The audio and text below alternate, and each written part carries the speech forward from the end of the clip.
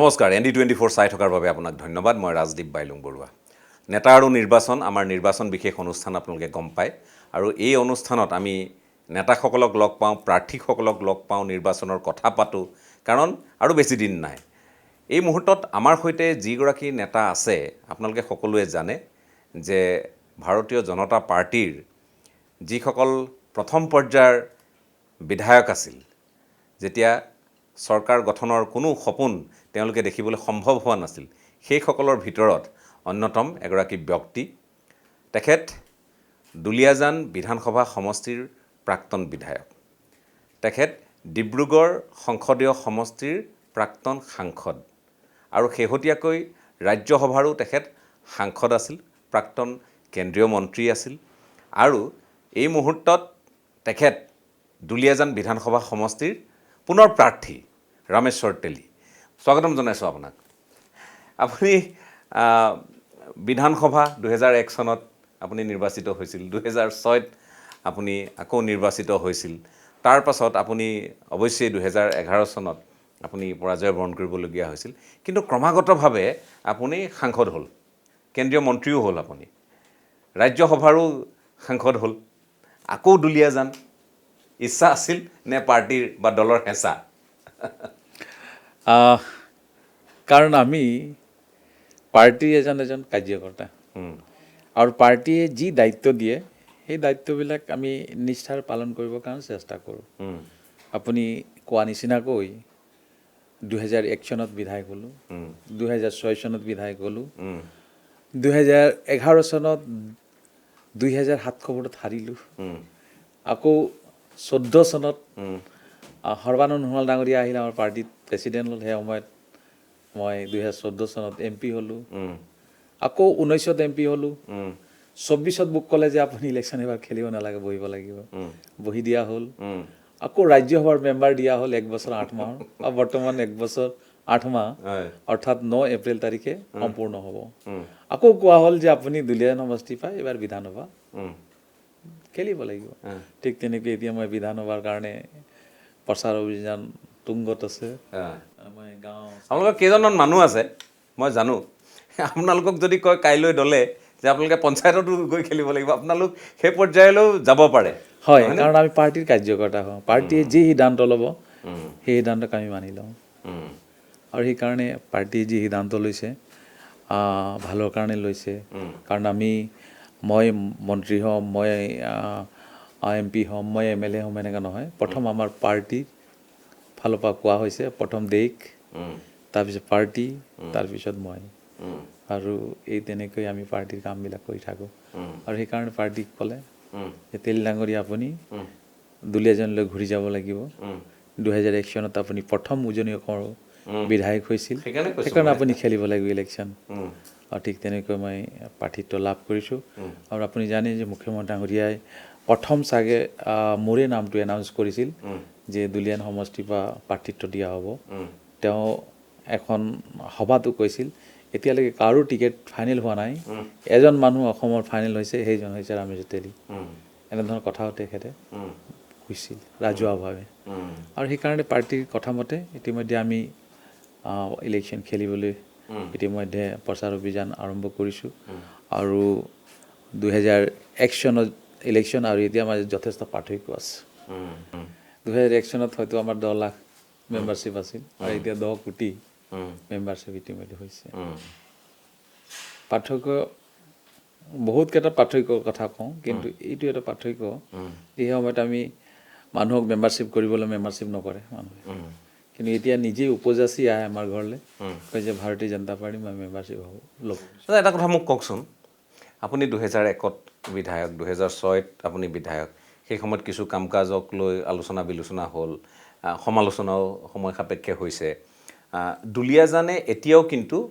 মাজত কংগ্ৰেছৰো বিধায়িকা আছিল কিন্তু দুলিয়াজানে যিটো গতি পাব লাগে সেই গতিটো নাপালে মাজত তেৰছ গোৱালাও বিধায়ক থাকিল ক'ৰবাত নহয় ক'ৰবাত মানুহৰ এটা মনত খং যে তেৰছ গোৱালাই সমষ্টিটোক যি পৰ্যায়লৈ লৈ যাব পাৰিব লাগিছিলে যিটো নাহৰকটীয়াৰ কথা কয় যিটো আন সমষ্টিক লৈ আলোচনা হয় ডিব্ৰুগড়ক লৈ আলোচনা হয় দ্বিতীয় ৰাজধানী হিচাপে এখন দ্বিতীয় এখন মহানগৰী হিচাপে ডিব্ৰুগড় উন্নীত হ'ল বা ঘোষণা হ'ল, তেনেধৰণে কাম কাজ চলি আছে। দুলীয়াজান কিন্তু একে ঠাইতে ক'ৰবাত থাকি গ'ল, বৰঞ্চ হয়তো ক'ৰবাত আৰু বেয়াহে হৈছে। গতিকে এই তেৰছ গোৱালাৰ যি দুটা কাৰ্যকাল, এই দুটাই আপোনাক এতিয়া সমস্যাত পেলাইছে নেকি? চাওক, যদি কৈ দিয়া হয় তেৰছ গোৱালাৰ কাৰ্যকালত কাম নাই হোৱা, তেতিয়াহ'লে হয় চৰকাৰক দোষাৰোপ কৰা হ'ব। কিন্তু মই কৈছোঁ যে দুলীয়াজানত কাম হৈছে, চৰকাৰৰ যোগেদি যথেষ্ট ৰাস্তা ঘাট হৈছে। হয়, দুলীয়াজান কাৰণ মানুহ যেতিয়া আহে, আপুনি এটা চোলা যেতিয়া পিন্ধিব, চোলাটোৰ ভিতৰত যদি গেঞ্জিটো ভাল হৈ থাকিলেও বাহিৰত যদি আপুনি চোলা এটা পিন্ধি ফাটি থাকিলে মানুহ কওঁ ফটা চোলা এটা পিন্ধি আছে। তো তেনেকৈ হৈ গৈছিল, কাৰণ দুলীয়াজান টাউনখন অল ইণ্ডিয়াৰ, আৰু যেতিয়া দুলীয়াজানলৈ অহা হয় তো অল ইণ্ডিয়াৰ পইচাৰে নিৰ্মাণ কৰা ৰাস্তা কিছুমান বেয়া থকাৰ কাৰণে মানুহে ক'বলৈ আৰম্ভ কৰে যে দুলীয়াজানৰ ৰাস্তা ঘাটবিলাক বেয়া। কিন্তু আপুনি যদি গাঁৱলৈ যায় দেখিব যে আমাৰ চৰকাৰ যোগেদি ধুনীয়া ধুনীয়া ৰাস্তাবিলাক বনোৱা হৈছে। ময়ো MP আছিলোঁ, ময়ো কেইবা কোটি টকা পাইছিলোঁ আৰু কেইবাটাও ৰাস্তা নিৰ্মাণ কৰিছোঁ, খুব ধুনীয়া ৰাস্তা। SOPT যোগেদি ৰাস্তা হৈছে, CRF চেণ্ট্ৰেল ৰোড ফাণ্ডৰ যোগেদি ৰাস্তা হৈছে, যথেষ্ট ধুনীয়া ধুনীয়া ৰাস্তা হৈছে। কিন্তু আপুনি যদি দুলীয়াজান টাউনৰ কথা কয় তো অল ইণ্ডিয়াৰো দায়িত্ব আছে। আজিলৈ দুলীয়াজানখন ডিক্লেয়াৰ্ড টাউন নহয়, নহয়, হয়, মানে অফিচিয়েলি টাউন নহয়। হয়, তৈলনগৰী। আৰু ইয়াত দুলীয়াজান টাউনখনত চাফ চিকুণকে আদি কৰি নলা নৰ্মদা এইবিলাক অল ইণ্ডিয়াই কৰে। কিন্তু তেওঁলোকে যেনেধৰণৰ কৰিব লাগিছিল হয়তো তেনেধৰণৰ কৰা নাই তেওঁলোকে। আজি আপুনি আহিছে দেখিছে নিশ্চয় লাইট জ্বলি আছে, কিন্তু মই বিধায়ক হোৱাৰ পিছৰ পৰাই এইখিনি আৰম্ভ হৈছে। তাৰ আগত দুলীয়াজানত ষ্ট্ৰীট লাইট পৰ্যন্ত নাছিল, আপোনাক জনাইছোঁ। কিন্তু আমি অহাৰ পিছত যেতিয়া বিধায়ক হ'লোঁ, বিৰোধীৰ বিধায়ক আছিলোঁ, তেতিয়া প্ৰথম আৰম্ভ হৈছে ষ্ট্ৰীট লাইটৰ, কেইটামান ড্ৰেইনৰ। আপুনি যি সময়ত ইয়াত বিধায়ক আছিল সেই সময়ত চৰকাৰ আপোনালোকৰ নাছিল? নাই, অল ইণ্ডিয়াৰ যোগেদি। আৰু আমি ফাণ্ডটো পোৱাই নাছিলোঁ, কাৰণ কংগ্ৰেছৰ চৰকাৰ আছিল, তৰুণ গগৈ মুখ্যমন্ত্ৰী ডাঙৰীয়া আছিল, আমি ফাণ্ডেই নাপাওঁ। গম পাইছেনে? ফাণ্ড নিদিয়ে আমাক। আৰু আমি দেখিছিলোঁ যে কংগ্ৰেছৰ বিধায়ক আছিল যদিও তেওঁ ফাণ্ড নাপায়, তেওঁ ফাণ্ড নাপায়। মই আৰু ক'ত ফাণ্ড পাম? তেওঁৰ দিনতো ফাণ্ড অহা নাছিল, মোৰ দিনতো ফাণ্ড অহা নাছিল। আৰু তেনেকৈ মানে উন্নয়নৰ যিটো ধাৰা স্তব্ধ হৈ গৈছিল। আৰু কিন্তু সৰ্বানন্দ সোণোৱাল ডাঙৰীয়া মুখ্যমন্ত্ৰী হোৱাৰ পিছতেই দুলীয়াজানবাসী নহয় গোটেই অসমত মানে মানুহ উন্নয়নৰ ধাৰা মানে দেখিবলৈ পালে। যেনেকৈ বিশেষকৈ চাহ বাগিচাত কেতিয়াও এটা ৰাস্তা নিৰ্মাণ হোৱা নাছিল 60 বছৰ, এটা ৰাস্তাৰ কথা কৈছোঁ 60 বছৰ। কিন্তু সৰ্বানন্দ সোণোৱাল ডাঙৰীয়া অহাৰ পিছত SOPTৰ যোগেদি বাগানৰ ৰাস্তাবিলাক নিৰ্মাণ কৰা হ'ল। সৰ্বানন্দ সোণোৱাল ডাঙৰীয়াৰ দিনতেই চাহ বাগিচাৰ মানুহবিলাকক জনধন একাউণ্ট খোলা হ'ল। টাউনত যথেষ্ট কাম তেনেকৈ সৰ্বানন্দ সোণোৱাল ডাঙৰীয়াতে আৰম্ভ হৈছিলে। গাঁৱৰ ৰাস্তাবিলাক নিৰ্মাণ কৰা হ'ল SOPTৰ যোগেদি, চহৰৰ ৰাস্তাবিলাক নিৰ্মাণ কৰা হ'ল। ডক্টৰ হিমন্ত বিশ্ব শৰ্মা ডাঙৰীয়া ফাইনেন্স মিনিষ্টাৰ আছিল, পিডব্লিউডি ডিপাৰ্টমেণ্ট মিনিষ্টাৰ আছিল, তেনেকৈ কাম আৰম্ভ হৈছে। আৰু এই 10টা বছৰ ডক্টৰ হিমন্ত বিশ্ব শৰ্মা ডাঙৰীয়াৰ নেতৃত্বত চলা চৰকাৰখনে আৰু আমাৰ সৰ্বানন্দ সোণোৱাল ডাঙৰীয়াৰ নেতৃত্বত চলা চৰকাৰখনে বহুত কাম কৰিছে। কেতিয়াও মানে কাৰণ মই কম্পেয়াৰ এইকাৰণে কৰিব পাৰোঁ, কাৰণ মই 10 বছৰ বিধায়ক আছিলোঁ। কাৰণ মই 10 বছৰ কংগ্ৰেছৰ দিনত মই বিধায়ক আছিলোঁ। আৰু চাৰিওফালে সেই সময়ত কংগ্ৰেছৰ জয় মই নাহৰকটীয়া, টিংখং, মৰাণ, ডিব্ৰুগড়, অকলে মই বিধায়ক, আৰু তেওঁলোক অকল কংগ্ৰেছৰ বিধায়ক। তথাপি মই দেখিছিলোঁ যে যেনেধৰণৰ উন্নয়ন হ'ব লাগিছিল কিন্তু হোৱা নাছিল, ৰাস্তা ঘাটৰ অৱস্থা বেয়া আছিল। কিন্তু সৰ্বানন্দ সোণোৱাল ডাঙৰীয়া যেতিয়া বিধায়ক হয় তেতিয়া আমি দেখিছোঁ যে মুখ্যমন্ত্ৰী যেতিয়া হয় মুখ্যমন্ত্ৰী হ'ল, তেতিয়াই দেখিছিলোঁ যে আমাৰ অসমৰ উন্নয়নৰ কিছুমান কাম হাতত লোৱা হ'ল। যেনেকৈ কোৱা হ'ল এই সময়ত ডক্টৰ হিমন্ত বিশ্ব শৰ্মা ডাঙৰীয়া পিডব্লিউডি ডিপাৰ্টমেণ্টৰ মন্ত্ৰী আছিল, ক'লে যে অসমৰ যিমান কাঠৰ দলং আছে পকী কৰা হ'ব, পকী কৰা হ'ল। মই ক'লোঁ যে এই যে চাহ বাগিচাত ৰাস্তাৰ কাম আৰম্ভ হ'ল, কৈ যেনে বাগানৰ মানুহৰ জনধন একাউণ্ট খোলা হ'ল, তেনেকৈ কাম আৰম্ভ হৈছে। এতিয়া আপুনি কৈছে যে তেৰছ গোৱালাৰ দিনত একো হোৱা নাই বুলি ক'লে ভুল কোৱা হ'ব। আপুনি কৈছে যে কাম হৈছে, কিন্তু এই যিখন দুলীয়াজান তৈলনগৰী, নামত তৈলনগৰী, কিন্তু দুলীয়াজানক আনুষ্ঠানিকভাৱে এখন নগৰ বা চহৰ হিচাপে আজিলৈ ঘোষণা কৰা নহ'ল। এইবাৰ মই শুনিছোঁ যে আপুনি ঘোষণা কৰিছে বা ৰাইজৰ মাজলৈও কথাষাৰ লৈ গৈছে যে দুলীয়াজান আনুষ্ঠানিকভাৱে এখন চহৰ বা নগৰ এই মৰ্যাদা পাব। ইয়াত পৌৰসভা গঠন কৰা হ'ব। ইয়াত তেনেধৰণে কথা বতৰাবোৰ মানুহৰ মাজলৈ আপুনি লৈ গৈছে। কাৰণ দুলীয়াজানখন বহুতেই নাজানে যে দুলীয়াজান দেখাততো নগৰৰ দৰে, সকলোখিনি ব্যৱস্থাপনা আছে, বেংক আছে, কিন্তু পঞ্চায়ত নহয়নে? পঞ্চায়তৰ অধীন। এতিয়া এই যিটো নতুন ঘোষণা, এই ঘোষণাৰ জৰিয়তে আপুনি ৰাইজক অকণমান হ'লেও আশ্বস্ত কৰিব পাৰিছে যে আমি এইবাৰ অকণমান যোগাত্মকভাৱে আগবাঢ়িছোঁ, মানুহখিনিয়ে মানি লৈছে আপোনালোকৰ কথা, পতিয়ন গৈছে? চাওক, প্ৰথম কথা হ'ল যে তেৰছ গোৱালা ডাঙৰীয়াই অসম চৰকাৰৰ এটা প্ৰস্তাৱ পঠিয়াইছিলে 22টা ৱাৰ্ডক কৰি এটা ইয়াত টাউন কমিটি কৰা হ'ব, আৰু সেইটো ইতিমধ্যে ফাইলতে আছে। কিন্তু মই ভাবিছোঁ মই বিধায়ক হোৱাৰ পিছত ইতিমধ্যে মই মোৰ যিখন ইস্তাহাৰ প্ৰকাশ কৰিছোঁ তাতে কথাটো উল্লেখ কৰিছোঁ যে মই দুলীয়াজানৰ যিসকল নাগৰিক আছে তেওঁলোকৰ লগত আলোচনা কৰি কেনেকৈ আমি মিউনিচিপালিটি বোৰ্ড গঠন কৰিব পাৰোঁ, তাৰ কাৰণে তেওঁলোকৰ লগত আলোচনা কৰি মুখ্যমন্ত্ৰীৰ ওচৰত আমি এই বিষয়ে আমি অৱগত কৰাম আৰু তেওঁক অনুৰোধ জনাম যে কেনেকৈ টাউন কমিটি কৰিব পৰা যাব বা মিউনিচিপালিটি বোৰ্ড কৰিব পৰা যাব, কথাবিলাক আমি আলোচনা কৰিম। কিছুমান কথা বৰ সংকীৰ্ণ, মই আপোনাক খোলাখুলিকৈ কৈছোঁ, এইবোৰ শুনিবলৈ কেতিয়াবা ভাল নালাগে। মানে আমি অসমখনত আমি সকলো জাতি জনগোষ্ঠীৰ লোক আছোঁ, যিসকল আছোঁ সেইসকলক লৈয়ে অসমখন আগবাঢ়িব লাগিব। আপুনি কোন দলত আছে সেইটো ডাঙৰ কথা নহয়, কিন্তু দুলীয়াজানত এটা কথা চলি আছে, মই এষাৰ কথা শুনিছোঁ কাৰণে কৈছোঁ যে দুলীয়াজানত আপোনাৰ এনেকুৱা হৈছে যে আপুনি চাহ জনগোষ্ঠীৰ লোকসকলক প্ৰতিনিধিত্ব কৰে, আৰু ইয়াৰ যিসকল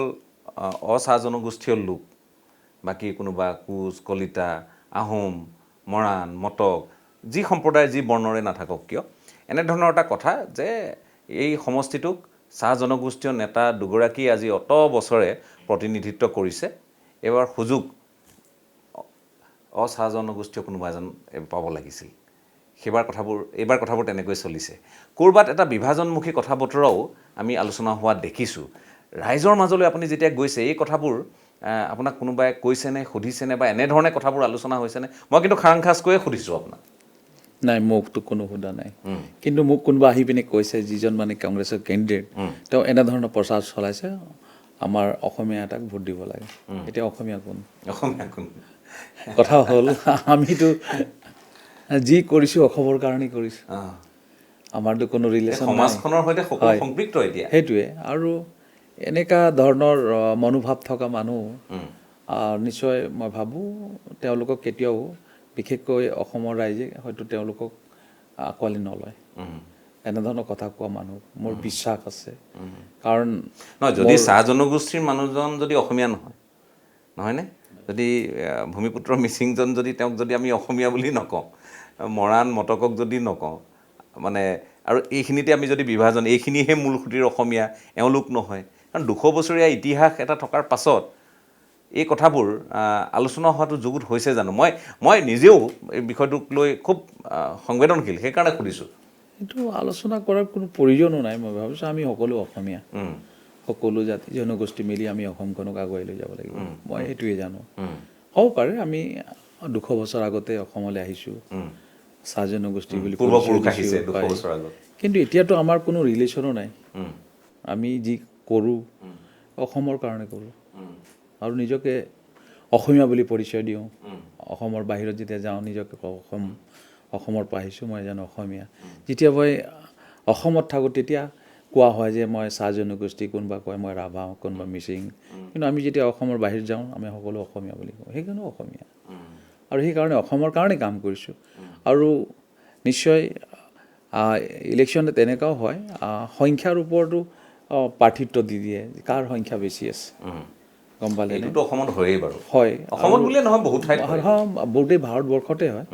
তো কেতিয়াবা মানুহ হয়তো ভাবি লয়, এতিয়া ধৰি লওক ডিব্ৰুগড় জিলাখনত 6টা বিধানসভা সমষ্টি আছে। মই চাহ জনগোষ্ঠী, মোক কোৱা হয় এটা চিটতে ইতিমধ্যে আমি প্ৰাৰ্থিত্ব লাভ কৰিছোঁ। তো এনেকুৱা নহয় যে চাহ জনগোষ্ঠীৰ মানুহখিনি ক'ব যে আমাৰ সংখ্যা বেছি আছে, আমাক 4টা ছিট লাগে, 3টা ছিট লাগে। মই এনেকুৱা নাভাবোঁ। প্ৰতিনিধিত্বৰ সুযোগটো প্ৰত্যেকটো জনগোষ্ঠীৰ পৰা আহিবই লাগিব। হয়, তথাপি মই এনেকুৱা নাভাবোঁ। কিন্তু আমি অসম তথা অসমীয়াৰ কাৰণে কাম কৰিব লাগিব। তাত চাহ জনগোষ্ঠী আছে, ৰাভা আছে, বড়ো আছে, কাৰ্বি আছে, তিৱা আছে, লালুং আছে, মটক, মৰাণ, সকলো কাৰণে আমি কাম কৰিব লাগিব। আৰু সেইটো মই উলিয়াইছে কোনে? এইটো দুলীয়াজানৰ সাধাৰণ জনতাই উলিয়াইছে নে কোনোবা ৰাজনীতিকে উলিয়াইছে নে কোনোবা চক্ৰই উলিয়াইছে? এইটো মই যিখিনি গম পালোঁ যে কংগ্ৰেছৰ মানুহখিনি উলিয়াইছে। এইটো কোনো জনতাই ওলোৱা নাই। জনতাই ওলোৱা হ'লেতো মোৰ লগতো কোন মানুহখিনি আছে? মোৰ লগতো সকলো জাতি জনগোষ্ঠীৰ মানুহ আছে। মই তেওঁলোকৰ মুখৰ পৰা শুনাই নাই তেনেধৰণৰ কথা। আপোনাক কৈছোঁ, কোনো এনে কাহি মোক কোৱা নাই। কিন্তু দেখিছোঁ যে কোনোবাই কৈছে যে অসমীয়াক ভোট দিব লাগে। এতিয়া মইতো অসমীয়া হওঁ, অসমীয়া বুলি ক'লে এইটোৱে কথা। ক'ৰবাত মনত বেয়া লাগে এইখিনি কথা ক'লে কোনোবাই? নহয়, চাওক, বেয়া নালাগে, কাৰণ যিবিলাক ধৰক মানে অসমখনক ভাল পোৱা মানুহতো তেনেধৰণৰ কথা নকয়। কিন্তু কাৰণ আমি জানো যে আফলা কথাবোৰ ক'লে হয়, ক'ৰবাত নহয় ক'ৰবাত হ'লেও। তথাপি মই ভাবোঁ যে এইবিলাক অলপ যিবিলাক এনেধৰণৰ ৰাজনীতি কৰিব বিচাৰে, যিবিলাক মানে আমি এনেকুৱা পলিটিক্স কৰোঁ, যি মানুহবিলাকে সহজ সৰল মানুহবিলাক এনেকুৱা ধাৰাত হৈ গৈ সেইটো ভুল কৰিব বুলি ভাবিলে তেওঁলোকে। কিন্তু মই জানো যে অসমৰ মানুহ আজিকালি এনেকুৱা নহয় যে, নহ'লে আজি কথা কৈছোঁ, দুলীয়াজান সমষ্টিটোত মই 2001 চনত যদি বিধায়ক হৈছোঁ, আপুনি চিন্তা কৰক 85 চনত দুলীয়াজান সমষ্টি জিকা নাই। কিন্তু 85 চনত দুলীয়াজান সমষ্টি জিকা নাই। আৰু 6 বছৰীয়া যি আন্দোলন হৈছিলে, দুলীয়াজানত তেজ দিম তেল নিদিম বুলি আন্দোলন হৈছিল থানাৰ সন্মুখত, কেইবাজন গুলি খাই শ্বহীদ হৈছিল। তাৰপিছতো জিকা নাই।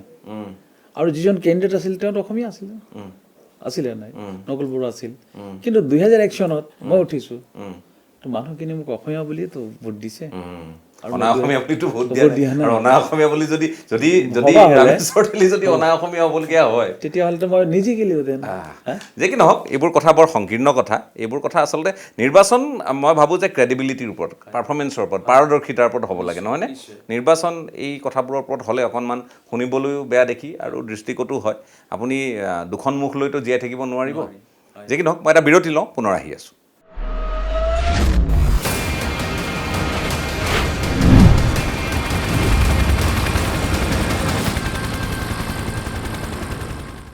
এটা চমু বিৰতিৰ পাছত আপোনালোকক পুনৰ স্বাগতম। আপোনালোকে চাই আছে আমাৰ নিৰ্বাচন বিশেষ অনুষ্ঠান নেতা আৰু নিৰ্বাচন। ৰামেশ্বৰ তেলী ডাঙৰীয়া আছে, বহু কথা ওলাইছে, পাতিছোঁ। তাৰ মাজতে সোধোঁ, বাগিচা প্ৰধান অঞ্চল, চাহ শ্ৰমিক আছে যথেষ্ট, সাধাৰণ খাটি খোৱা মানুহো আছে যথেষ্ট, গাঁৱৰ মাজতো আছে। কিন্তু চাহ বাগিচাক কেন্দ্ৰ কৰি কিছুমান এইবাৰ বেলেগ ধৰণৰ আমি ৰাজনীতি হোৱা দেখিছোঁ। আটাইতকৈ ডাঙৰ খেলটো খেলি আছে হেমন্ত সোৰেন ইয়াত আহিছে, আৰু জয় ভাৰত বাগিচাৰ কৈছে যে বাগিচাৰ ভিতৰতে থাকিবা তোমালোকে, বাগিচাৰ বাহিৰত গাঁৱলৈও নাযাবা, ক'লৈও নাযাবা। বাগিচাৰ ভিতৰতে প্ৰাৰ্থীক দৌৰাইছে, জিকিবলৈ নহয়, কাৰোবাক হৰুৱাবলৈ। এই কথাখিনি, কাৰণ ইয়াত জিকাটো সম্ভৱ নহয় বাৰু। জয় ভাৰতৰ মই তেনেধৰণৰ মই খোলাখুলিকৈ কৈছোঁ, মোক জয় ভাৰতৰ সমৰ্থকে বেয়া পালেও উপায় নাই। কংগ্ৰেছ জিকিব পাৰে বা হয় বিজেপি জিকিব পাৰে, জয় ভাৰত ইয়াত জিকিব নোৱাৰে। কিন্তু জয় ভাৰতে কাৰোবাক হৰুৱাব পাৰে। দুলীয়াজানতো জয় ভাৰতৰ এই ধৰণৰ ক্ৰিয়া প্ৰতিক্ৰিয়া আপুনি দেখিছে জয় ভাৰতক লৈ? চাওক, যিটো জয় ভাৰত থিয় হৈছে সেইটো আমাৰ পাৰ্টিতে আছিলে, তেওঁ আমাৰ পাৰ্টিত আছিলে। আৰু হয়তো এনেকুৱাও হ'ব পাৰে যে কংগ্ৰেছৰ কাৰণে এলায়েন্স আছে তাত, আপুনি জানে ঝাৰখণ্ডত শিবু সোৰেনৰ যিটো পাৰ্টি, তাত তেওঁলোকে কংগ্ৰেছৰ লগত এলায়েন্স কৰিছে তাত। আৰু সেই পাৰ্টিটোৱে অসমত কেণ্ডিডেট দিছে। বাগিচা থকা ঠাইতে দিছে। হয়, আৰু বাগিচা থকা ঠাইতে দিছে। তেওঁলোকতো গুৱাহাটী চহৰত দিয়া নাই। আৰু তেওঁলোক এতিয়া মানুহে কৈছে যে ঝাৰখণ্ডৰ ইয়াত কি কাম? ঝাৰখণ্ডৰ, অসমততো অকল ঝাৰখণ্ডৰ মানুহ নাই, ইয়াততো উৰিষ্যাৰ মানুহ আছে, ইয়াত ছত্তীশগড়ৰ মানুহ আছে, মধ্যপ্ৰদেশৰ, তেলেংগানা, পশ্চিমবংগৰ মানুহ আছে। কিন্তু তেওঁলোক আছে মানে তেওঁলোকৰ পূৰ্বপুৰুষে অহা তাৰ, হয়, সেইটোৱে মানুহখিনিতো অসমীয়া। আৰু তেওঁলোক এনেকুৱা ভাবিছে, হেমন্ত সোৰেন ভাবিছে যে ঝাৰখণ্ডৰ পৰা অহা মানুহবিলাকে আমাৰ পাৰ্টিটোক ভোট দিব আৰু একো নহ'লেও বিজেপিক হয়তো আমি ক'ৰবাত কাৰণ চাহ জনগোষ্ঠীৰ মানুহ এতিয়া বিজেপি মোটামুটি এটা পৰ্যায়লৈ মই গোটেই সকলো আছে বুলি নকওঁ, সেইটো ক'লেও ভুল কোৱা হয়, ব্যাখ্যাটো তেনেদৰে যোৱাটো অনুচিত, কিন্তু ক'ৰবাত আপোনালোকৰ ভোট বেংকতে বেছি আঘাত সানিবৰ কাৰণে তেওঁলোকে কেণ্ডিডেট থিয় কৰাইছে, এইটো মই গম পাইছোঁ। পাৰিবনে? কেতিয়াও নোৱাৰে, কাৰণ চাহ বাগিচাৰ মানুহ ইমান বুৰ্বক নহয়। চাহ বাগিচাৰ মানুহ আজিকালি যথেষ্ট সচেতন। চাহ বাগিচাৰ মানুহৰ কাৰণে ডক্টৰ হিমন্ত বিশ্ব শৰ্মা ডাঙৰীয়া চৰকাৰ আৰু আমাৰ সৰ্বানন্দ সোণোৱাল ডাঙৰীয়া চৰকাৰে যিখিনি কাম কৰিছে, নিশ্চয় এই মানুহখিনি কেতিয়াও ভুল নকৰে। কাৰণ আপুনি গম পাইছে শেহতীয়াকৈ মাটিৰ পট্টা, এইটো হয়তো অসমৰ ইতিহাসত লিখা থাকিব যে ডক্টৰ হিমন্ত বিশ্ব শৰ্মাৰ চৰকাৰে এনেকৈ এটা যুগান্তকাৰী সিদ্ধান্ত ল'লে যে শ্ৰমিকসকলে যিটো কোৱাৰ্টাৰত থাকে তাৰ মাটিৰ পট্টা দিবৰ কাৰণে এতিয়া এই চৰকাৰৰ দিনত সিদ্ধান্ত লোৱা হ'ল, আৰু মাটিৰ পট্টা দিয়া হ'ল। ইলেকশ্যনৰ পিছতে সকলো মানুহ মাটিৰ পট্টা পাব, এনেধৰণৰ কাম এই চৰকাৰ দিনত হৈছে। আৰু চাহ বাগিচাত কংগ্ৰেছে এই 60 বছৰ এচপৰা শিলো পেলোৱা নাছিলে, তেওঁলোক অকল ভোট বেংক হিচাপে ব্যৱহাৰ কৰিছিলে।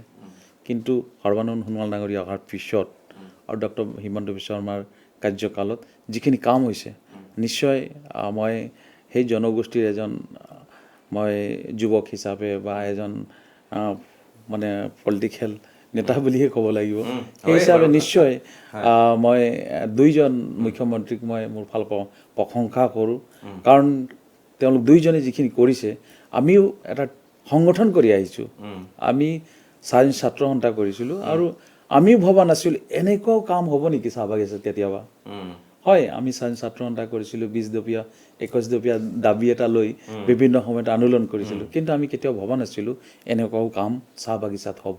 এটা কথা মোক কওকচোন, যদি মানুহখিনিয়ে ইমানেই বুজি পাইছে, ক'ৰবাত 3000, ক'ৰবাত 4000, ক'ৰবাত 5000, ক'ৰবাত 6000, এই ধৰণে যে এই জয় ভাৰতৰ বৈঠকলৈ বাগিচাৰ মানুহ তেওঁলোক যে গৈছে, সেই মানুহখিনিয়ে তাত যে ভোট নিদিব, সেইটো কথা আপুনি কেনেকৈ নদি ক'ব পাৰে?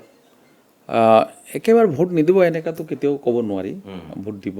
কিন্তু আমি জানো যে বিভিন্ন ঠাইৰ পৰা তেওঁলোকে মানুহ কালেকশ্যন কৰিছে, কালেকশ্যন কৰি তেওঁলোকে অলপ গেডাৰিং দেখুৱাইছে, আৰু সেই মানুহবিলাক হয়তো কথা ৰাখিবলৈও হয়তো মিটিঙলৈ যাবলগীয়া হৈছে।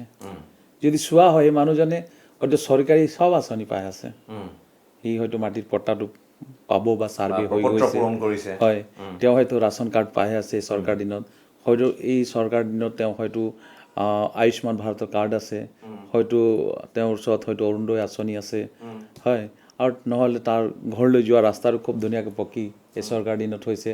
এনেকৈ হয়তো অজস্ৰ আঁচনি তেওঁ ইতিমধ্যে পাইছে। তাৰপিছতো হয়তো মিটিংবিলাকত গৈ আছে। যেনেকৈ মই দেখিছোঁ এই কংগ্ৰেছৰ যিজন কেণ্ডিডেট আছে, তেওঁৰ হৈ যিবিলাক ল'ৰা ইতিমধ্যে ঘূৰিছে, মই দেখিছোঁ তেওঁৰ মাক আমাৰ অৰুণোদয় পাইছে, তেওঁলোক পৰিয়ালটো ৰাচন কাৰ্ড পাইছে, সেই ল'ৰাবিলাকে ঘূৰি আছে তেওঁলোকৰ লগত। তো জয় ভাৰতো তেনেকুৱা মানুহবিলাকে ঘূৰি আছে, যেনেকৈ মই ক'লোঁ যিজন কেণ্ডিডেট ইয়াত দুলীয়াজানত, কিন্তু আমাৰ পাৰ্টিতে আছিলে। পোৱা মানুহগৰাকীৰ ল'ৰা যদি গৈ তাত ঘূৰিছে, উদ্যমিতা পোৱা মানুহগৰাকীৰ যদি সন্তান গৈ তাত ঘূৰিছে বা জয় ভাৰততো ঘূৰিছে, আৰু লগতে যদি মই কওঁ যে ৰেচন কাৰ্ড পোৱা মানুহ তেওঁলোকৰ সন্তানো যদি গৈ ঘূৰিছে বা পৰিয়ালৰ সদস্য যদি গৈ ঘূৰিছে, এইটো আপোনালোকৰ কাৰণে বেয়া সংকেত নহয়? বেয়া সংকেত মানে হয়তো ল'ৰাজন হয়তো মা বাপেকে হয়তো কৈছে তই তাত ঘূৰিব পাৰ, কিন্তু আমি যিটো চৰকাৰৰ সা সুবিধাবিলাক পাইছোঁ, আমি তাৰ লগত থাকিম, তহঁতি ক'ত যাওঁ, কাৰণ হয়তো ল'ৰাই কথা নুশুনিব পাৰে, যেনে। কিন্তু আমি ভাবোঁ মহিলাসকলে আমাক ভোট দিব, আৰু আমি অসমত আমি টাৰ্গেট কৰিছোঁ 103টা ছিট জিকিবলৈ। এতিয়া দুলীয়াজানত যিগৰাকী আপোনাৰ বিৰুদ্ধে আছে, তেওঁক অকল যে এনে নহয় যে তেওঁ কংগ্ৰেছ প্ৰাৰ্থী আৰু কংগ্ৰেছৰ সমৰ্থকসকলে তেওঁৰ লগত আছে, তেওঁৰ লগত যদি মই ৰাজনৈতিকভাৱে কওঁ, ৰাইজৰ দল, AJP, বামপন্থী শিবিৰ, সকলোৰে মানুহ তেওঁৰ লগত ঘূৰিছে, মই যিমান দূৰ খবৰ পাইছোঁ। গতিকে তেওঁলোকে সংঘবদ্ধ ৰূপত আগবাঢ়িছে, সন্মিলিত ৰূপত আগবাঢ়িছে, আৰু এই সময়খিনিত দুলীয়াজানৰ প্ৰাৰ্থী হিচাপে আপুনি বৰ কম সময় পাইছে, নহয়নে? আপুনিতো ভবাই নাছিল, ইয়াৰ কাৰণে প্ৰস্তুতিও নাছিল। গতিকে ক'ৰবাত আপুনি সমস্যাত পৰিছে নে সংগঠনে আপোনাক ৰক্ষা কৰিব?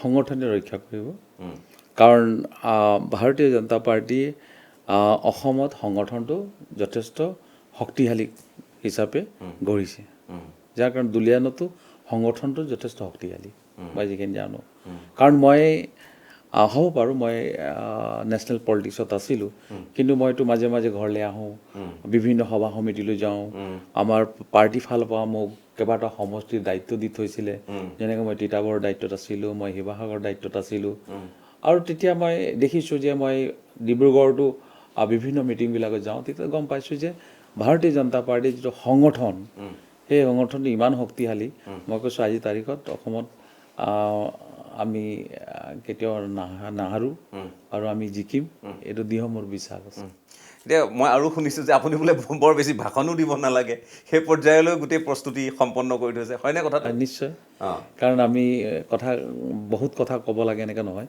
মানুহ গম পায়েই যে কাক ভোট দিব লাগিব এই চৰকাৰ দিনত কি কাম হৈছে এই কথাবিলাক তেওঁলোকে উঠি কয় এনেকৈ ধৰণৰ আঁচনি আছে আমি এইটো পাইছোঁ গম পাইছেনে মই এটা আপোনাক কাহিনী কৈ আছোঁ যে মই এদিন তিনিচুকীয়ালৈ গৈ থাকোঁতে এখন ৰেল ক্ৰছিং পালোঁ ৰেল ক্ৰছিংটোত মই ৰখিবলগীয়া হ'ল কাৰণ ট্ৰেইন আহিব সেইখিনিতে এলাহাবাদ বেংক আছে কেতিয়াবা আপুনি যায় দেখিব বেংকখন তো বেংকৰ সন্মুখত এগাল মানুহ আছিল গোটেইখিনি দৌৰি আহিছে মোক দেখাৰ পিছত ছাৰ ক'লে যায় মই ক'লো তিনিচুকীয়ালৈ যাওঁ তাত মই নাজানো আঁচনি যে ইমান আছে চৰকাৰৰ তেওঁলোকৰ পৰাই গম পাইছোঁ মই মহিলাজনীক সুধিছোঁ আপুনি কেলৈ আহিছে বাচ্চা এটা লৈ সি কৈছে মই মাতৃবন্দনা যোজনাৰ পইচা এটা পাইছোঁ আৰু এজন মহিলাক সুধিছোঁ কেলৈ আহিছে আপুনি সি কৈছে মই আত্মসহায়ক গোটত আছোঁ পইচা পাইছোঁ এজন বয়সস্থ মানুহ পালোঁ তোমাক কেলৈ আহিছে বোলে বৃদ্ধ পেঞ্চন পাইছোঁ আৰু এজন বৃদ্ধ মানুহ সুধিছোঁ যে কৈছে কিষাণ সন্মান নিধিৰ পইচা পাইছোঁ বুজিছেনে তো মানে যিমান মানুহ মোক ঘেৰি ধৰিছে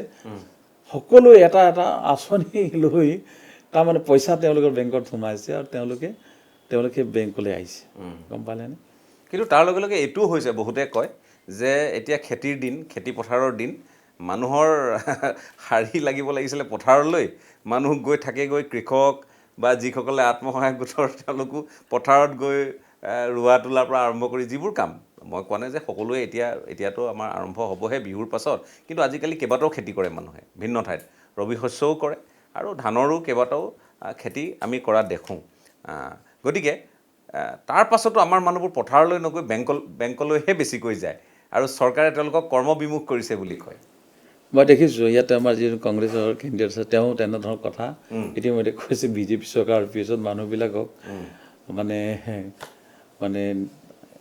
এলেহুৱা বনাইছে এনেধৰণৰ কথা কৈছে কিন্তু এইটো নহয় কাম কৰা মানুহ কাম কৰিবই আপুনি এতিয়া নিশ্চয় বিহুৰ পিছত আপুনি দেখিব উজনি অসমৰ পথাৰবিলাক চাৰিওফালে গ্ৰীণ দেখা পাব খেতি কৰিব মানুহবিলাক এনেকুৱা নহয় তেওঁলোকে এইবিলাক কথা কৈছে কাৰণ তেওঁলোকে দিনত এইবিলাক দিব নোৱাৰিলে তেওঁলোকে এইবিলাক আঁচনি কৰিব নোৱাৰিলে যাৰ কাৰণে গোটেই মানুহবিলাক ভাৰতীয় জনতা পাৰ্টিৰ ফালে ঢাপলি মেলিছে আৰু সেইকাৰণে এনেধৰণৰ কথা ক'বলৈ তেওঁলোকে আৰম্ভ কৰিছে মোৰ দৃঢ় বিশ্বাস আছে যিসকল কৰ্ম কৰা মানুহবিলাক কৰ্ম কৰিবই আপুনি যি আঁচনি দিওঁ এতিয়া এনেকুৱা হয় নেকি 5 কেজি চাউলটো পাইছে 5 কেজি চাউল লৈ গোটেই জীৱনটো জীয়াই থাকিব এনেকুৱা নহয় নিশ্চয় তেওঁৰ বহুত আকাংক্ষা আছে মোৰ ল'ৰাটোক ডক্টৰ বনাব লাগিব ইঞ্জিনিয়াৰ বনাব লাগিব তাৰ কাৰণে আৰু বেলেগ কামো কৰিব লাগিব কিন্তু চৰকাৰে নিশ্চয় ভাবে যে যেনেকৈ এজন মানুহ মোক আজি কুৱেশ্যন কৰিছিলে যে এই চৰকাৰ দিনত লোন লৈছে মই ক'লোঁ তেওঁক মই সুধিলোঁ আপোনাৰ গাড়ী আছে